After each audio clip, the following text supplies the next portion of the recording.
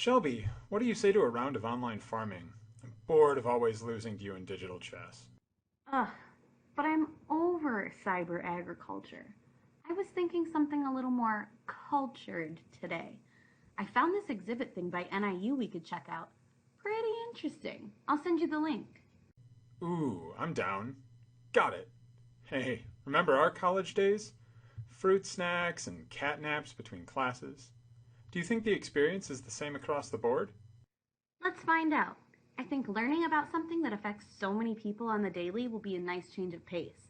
And we can do it together. Okay, let's click it at the same time. Ready? One, two, three. COVID-19 Preamble. This virtual exhibition, originally designed to be physically hosted by the NIU Art Museum located in Altgeld Hall, was prompted by the pandemic status of COVID-19. Since the keystone theme relates to the pillars of wellness, we felt it was vital to adapt to these exceptional circumstances. An exploration of the fundamentals of wellness that does not heed stay-at-home regulations and social distancing would be willfully ignorant at best and malignant at worst. So, we have adapted our material to best serve a digital audience. We hope you enjoy learning about these integral topics from the comfort and safety of your own home. It is up to us to ensure our own wellness as well as that of our fellow man. We would like to include a special thanks to the following contributors of the exhibition. You have truly enriched our class. Peter Van Ale, Peter Olson, Sophia Varkados, Stuart Henn, Josephine Burke, Andy Dolan. Wellness in the COVID-19 pandemic. Since the spread of COVID-19, we have all had to make a great many adjustments, and our well-being has been further compromised. Northern Illinois University made the wise decision to shut its doors before the disease could spread among our student body. As a result, many students and staff on campus have been let go of their jobs, though NIU has thankfully continued providing paychecks for the time being. However, what are these employees to do once their contract is up? The job market and economy does not look promising at this juncture, leaving many dealing with a fair amount of anxiety. Students across the world are also adjusting to new schedules with online classes, exams, and the postponing of their hard-earned graduation, not to mention the struggles faced by essential workers and others in peril all over the globe during this unprecedented time. Adding to this, many news websites and grocery stores have hiked up their prices, knowing that people will pay more to access needed materials and information. A large number of people are also rightfully uncomfortable, or unable, with the thought of venturing into highly populated areas, causing them to employ food delivery services. This may result in less than optimal choices on what they eat in the name of convenience. Social isolation is also taking a toll on our mental health, physical health, and wallets too. We have a new standard of wellness in this dire time. Staying home as much as possible, washing our hands for at least 20 seconds, and sanitizing often-touched surfaces are just some ways of protecting ourselves and our loved ones. Young people have the obligation to protect their elders. Our wellness is not an individual responsibility. Now, it belongs to the group. Where You Live, What You Eat, the Foundations of Wellness in DeKalb, explores the reality of food and shelter in our community. Showcasing the voices of an inclusive collection of DeKalb residents, the exhibition delves into the essential nature of diet and housing as the foundation of mental, social, and physical well-being. Through the use of first-hand accounts and material culture, the curators of this exhibition cast a light on the complications that occur in accessing healthy food and quality housing, while highlighting the network of community resources that are working to expand and improve these crucial commodities. Where You Live, What You Eat focuses on our community's successes and shortcomings regarding wellness, with the goal of moving forward together to secure these most integral human needs. Where You Live, What You Eat was curated and installed by the members of the Spring 2020 ART655 Museum, Exhibitions, and Interpretation class, a core course in the NIU Interdisciplinary Graduate Certificate Program in Museum Studies. Amelin Hendrick Ziegelbauer, Shelby Holtz, Angela Redmond, Ryan Ziegelbauer, and Francesca Zomkowski. Amy Fleming, Untitled. Food is more than a source of sustenance. It provides a gathering place for friends and family and is oftentimes the centerpiece of social events.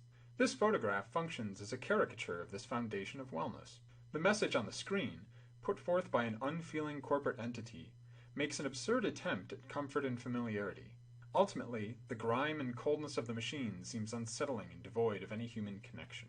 International Huskies. New Huskies join our pack every semester, and over 5% of NIU student body is made up of international students. International students are defined as those who hold a student visa. Many call this campus home for at least 9 months out of the year. Not only must they adjust to new living arrangements during their time here, but also to the traditional American student's diet of convenience. This diet typically includes foods with high salt sugar content, something many international students are not used to. The sudden intake of unbalanced nutrients causes many students to find their foundation of well-being compromised. Andrew Elston, McApple, and McDose.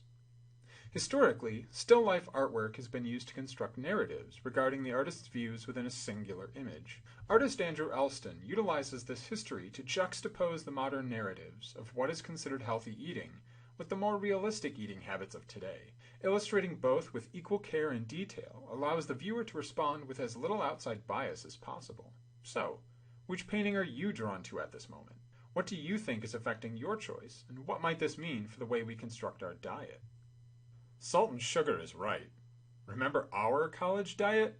I don't remember one person who didn't gain the freshman 15 after all those granola bars and candy. Those were the days. Yeah, I guess they still are. Can you imagine the shock being an international student not used to that kind of diet? A taste of home. Those who must adhere to strict diets face further hurdles such as strains on their time, finances, and mental health as they struggle to find acceptable foods. To make things more difficult, dorms do not provide proper kitchens in which students can cook foods that are healthier or more familiar. This results in many students falling ill. For this exhibit, we interviewed several international students about their experiences living and dining in NIU's dormitories in 2019-2020. An overwhelming majority mentioned being excited to try American foods, and were pleased to see how much fruit is consistently available to them. However, they also noticed two big problems. Food at the dining halls lacks diversity, and usually contains high levels of unhealthy ingredients. Most also observed that rice, seen by so many as a staple cuisine, is rarely served on campus. When it is served, the kitchen usually runs out very quickly. To read what our interviewees had to say, look for the italicized quotes. Chao Susu Teen from Myanmar. When asked if she had ever fallen ill from the food she has consumed on campus, Susu replied, "Yes, I ate a brown egg and was sick for a while after," referring to the brown-shelled eggs. "I don't know what it was about it. I think they're organic or something, and I don't know if that made a difference, but it was the only thing that made me sick." John Paul de la Rosa from the Philippines, he described his experience falling ill from an American snack. "I actually ate a Lunchable, and it didn't agree with my stomach at all. I'm not sure why, but maybe because it has something to do with how processed it is and the convenience nature of the food." Niluputu Bunga Mestari Dwi of Indonesia, "I did end up getting sick and having to go to the doctor. It was for stomach problems, gastrointestinal issues, I think. Lots of stomach pain. I think it was due to my schedule first semester. Sometimes I would be so busy that I would miss eating at the dining halls, so I would have to rely on instant noodles back at the dorm, and a lot of the time the food just didn't agree with my stomach. I'm glad that I tried all of the foods though. Now I know that I need to limit my fried foods and carbs. I've been sticking to a lot of good proteins and veggies instead now." Songwoo Badarashayakorn from Thailand, "Mostly I try to cook in the dorm. I go to Walmart and get some ingredients, and then I make pork with garlic in the microwave and some rice. I usually cook just for myself." A Taste of Home, Part 2. Some immigrants who have made permanent homes in DeKalb have helped in this plight by opening up international markets and restaurants, where students may find foods and ingredients they are more used to. While this has been a relief, it is difficult for these businesses to keep afloat due to a small customer base. Tea Mix. Royal Myanmar Tea Mix. Black tea with milk and sugar all in one. Purchased in Myanmar. On loan from the Bersheli collection. Ramen. Purchased in Yangon, Myanmar in 2019. On loan from the Bersheli collection. Coffee. Burmese grown coffee with built-in filters. Genius brand. Grown and packaged in Yangon, Myanmar in 2019. On loan from the Bersheli collection. Green tea. Traditional Shan green tea. Grown in northern Shan states. Purchased in Yangon, Myanmar. On loan from the Bersheli collection. Quinn West, Untitled. Some foods are culturally dichotomous, capable of having positive or negative associations depending upon context. West has captured the most ubiquitous of college food staples, but the portrayal is far from glamorous. In contrast, real ramen noodles are a foundational part of many meal plans in Southeast Asia. How does the preparation of your food impact your relationship to it? Just desserts. A food desert, note the single S, is a term for a region with a large number of low-income households which lack access to fresh, nutritious, and affordable food. For them, the nearest supermarket is at least half a mile away. The U.S. Department of Agriculture has declared that much of DeKalb, including NIU, is classified as such, leaving many residents struggling to satisfy one of the main pillars of well-being. While some bus routes provide transportation to select grocery stores, many students have trouble finding the time, money, and energy needed to take advantage of it. I've heard my grandma talk about this problem, but I thought that was just her area. I didn't know this happens in other places, especially a college town like DeKalb.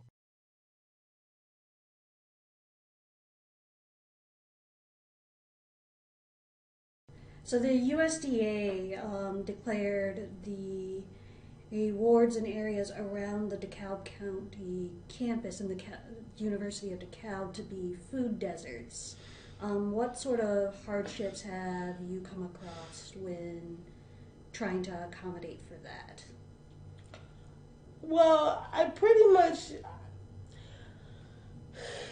all you can really do as far as that is basically food prep and keep things in your home that are not as perishable. I keep things, frozen for longer, just so that I don't run, out of food. I haven't had that problem in particular, but there's other people that have, and basically I do that, and I tell people, where there are resources, and I've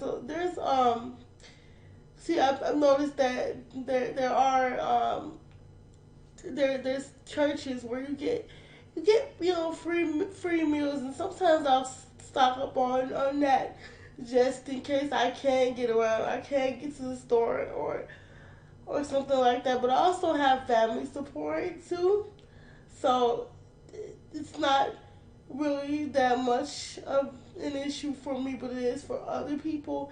And for those people, what they have to do is pretty much watch every dime they're spending, and then focus on keeping their food stamps, which is something I had for a while as well. Oh. Show me the report card. For those on meal plans, the time investment may no longer be a concern. However, the availability certainly can be. The last time NIU comprehensively evaluated their residence hall program was in 1994, and in that report, food variety and food quality were among the lowest rated aspects. The only aspect that descended further was elevator service. Having spoken with our interviewees further, we have learned that things have largely remained the same for the last 26 years. Contributing to the existing difficulties is the steady rise of food and gas prices over the last few years. According to the U.S. Bureau of Labor Statistics, the past year alone has shown these increase by around 1.3%. Check out the perspectives and ideas of our interviewees. John Paul de la Rosa of the Philippines. One day they were serving adobo for dinner at Neptune's dining hall, and I was really excited because that is something that I am familiar with in the Philippines. So when I went to the dining hall, it wasn't really adobo. It didn't look very appetizing either, but the taste was just okay. A lot of American students were avoiding it completely, probably because it didn't look good. I overheard a lot of them saying that it looked gross. And when I left, there was still a lot of the food left over. So I also wonder about wasted food here. Where does it go? How much is wasted by the dorms every day? Ildi Kurniawan of Indonesia. I think having a halal table in some of the dining halls would be good for the Muslim student community. That way we can be sure that cooking utensils and pans have not touched pork. Teapot. Burmese lacquered teapot with serving tray and cups, inlaid with bamboo and decorative copper rings. The lacquer used for this set is not durable, making it more suitable for decoration or occasional use. Purchased in 2017 in Bagan, Myanmar, on loan from the Bersheli collection. Soup spoon. Chinese-style metal soup spoon, ubiquitous all over Southeast Asia. Purchased in 2019 in Yangon City Market in Myanmar, imported from Thailand. On loan from the Berchelli collection. Gong Fu style glazed ceramic cups and matching gaiwan, vessel to brew tea, imported from Yunnan, China, 2018. On loan from the Berchelli collection. Travel tea set. This Chinese-style tea set is used to prepare the Gong Fu-style tea ceremony on the go. Loose leaves without filters, served in small tasting cups. Purchased online in 2017, made in China. On loan from the Berchelli collection. Travel insulated cup for tea or coffee. Purchased in 2019 in Mandalay, Myanmar, imported from Japan. On loan from the Berchelli collection.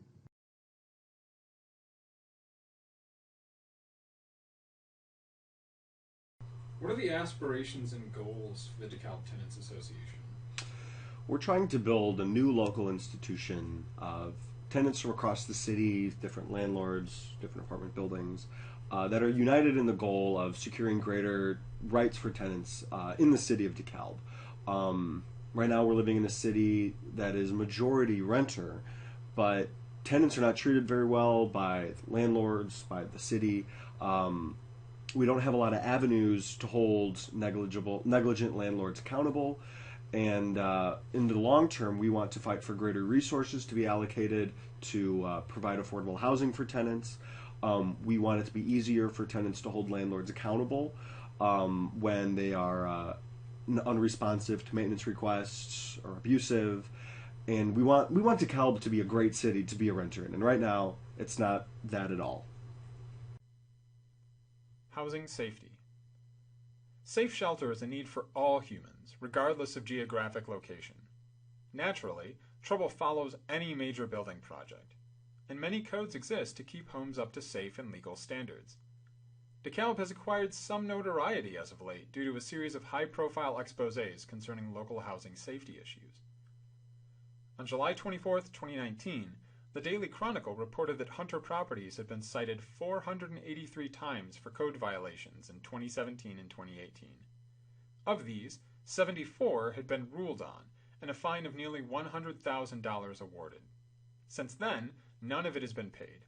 The code violations included electrical and mechanical issues, malfunctioning smoke and carbon monoxide detectors, bedbug infestations, security failures, plumbing problems, and more. Other parts of town have faced a string of fires, water quality issues, heating problems, black mold, and unmet repair requests that have pushed this controversy into several town hall meetings. These complaints have led to the formation of the DeKalb Tenants Association to give voice to the needs of local renters and advocate for change. Can you believe some people just get away with that? Man, thank goodness for organizations that work toward justice in these things. Larissa Barnett, Resistance. The Kishwaukee River may not be the mightiest river around, but come spring thaw or torrential rain, it can suddenly become a threatening juggernaut. Destructive flooding due to the Kishwaukee and other sources has affected the well-being of countless DeKalb residents. Barnett was inspired by the resilience and perseverance demonstrated by victims of natural disasters such as flooding, and created this piece to commemorate the tenacity of the human spirit when faced with catastrophes beyond their control. The cost of shelter. Over half of DeKalb's residents rent their homes.